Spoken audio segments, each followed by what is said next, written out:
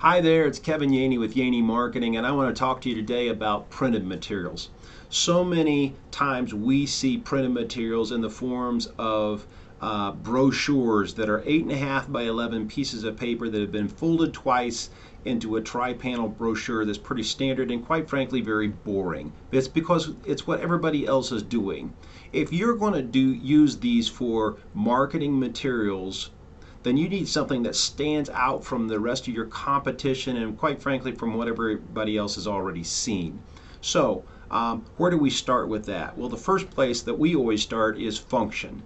We always talk about what does this printed piece need to do? Not only what does it need to say, but what does it need to do? Let me give you an example of this. This is a brochure that we put together for an accounting client of ours. And you'll notice that it's not your standard sized brochure. It also has a short fold on it, so this graphic element along here could be seen. It just adds a little more visual impact to it. As you open it up, there's information here about their company. There are their services that are listed in here. There's also places in here that have short blurbs from different of their clients that are given testimonials on here. Okay. And as you get to the back of it, here is a pocket that we have built into this piece. Now, why did we do that? Well, because this customer needed this piece to be functional in a couple of different ways.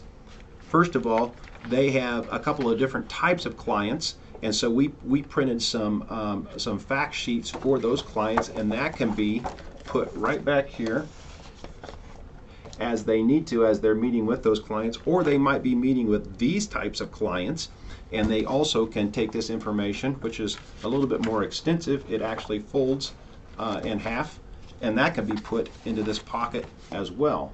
Okay. So it becomes a functional piece for them without your standard 8.5 by 11 tri-panel brochure. Another thing that you want to do is be creative. You need this to stand out from the pack, and you can do that in a variety of different ways.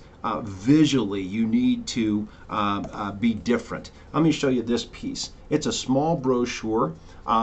We have, it's for an insurance client of ours, and we have tried to do a, get people's attention visually on here with the photo and a little bit of comedic text that we put on here. It says on here, I don't know if you can read it, why is this 80-year-old man smiling? And then you can see that he's got this this beautiful girl hanging on him, and so you open it up, and we're going to make an impact with color here, this bright color and reversed out type. Why is this 80-year-old man smiling? We repeat the situation again, the statement again.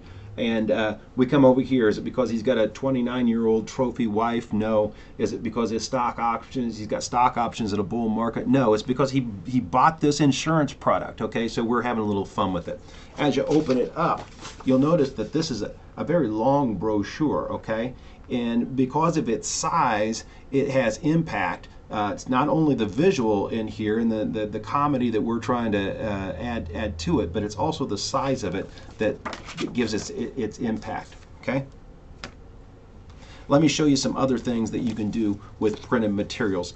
This piece I like very much, and I'm just showing you the folder on this because of the functionality of it, but also the creativity behind it. You'll notice that it has a zigzag fold on it. You can put materials back here. You can put materials in front of it. You can put materials in front of that pocket. So there's actually three different levels that you can add materials. Now you might have noticed in here that these are actually, there's some hidden slots in here. On this piece, they had a DVD that sometimes they would give to customers, and that would go in this piece right here. But if they didn't, it's covered up so that it's not seen. In here, you're also seeing another slot for a smaller brochure that they had that would stand up through here. And then on this pocket and on this pocket, there are die cuts for business cards as well. So it becomes a very functional piece, but very creative in the way that we've die cut it. And this took some thought in terms of creating this zigzag fold, so it was not only functional, but very, very creative. Some other things that you can do in terms of creativity would include things like embossing and foil stamping and die cutting as well. In this situation, you're seeing, I don't know if you can see this, but this is embossed. The image is embossed on here. Plus, it's got a foil stamp. That gold is foil stamped on there. As you open this piece up, it opens up in a trifold, but it's not your standard trifold. This section over here is holding, again, a DVD. This piece right here is a little packet of seeds that went along with the theme, and then there's a brochure that's in this piece right here. Okay, so it all tucks together, and all a function of being able to die cut that piece and foil stamp it. It's not large. It carries the information that needs to be conveyed on here, but it does it in a way that you can't ignore it. Okay, so I would just say always understand the function and the creativity that goes into printed pieces. Now, here's just a word of caution. Always make sure your printer can do all these things before you toss it out to a customer and say we're gonna go full guns on this. Make sure that they understand what you're doing, and make sure that they have the capability of actually do it. But make your print materials work for you. I'm Kevin Yaney. Have a great day.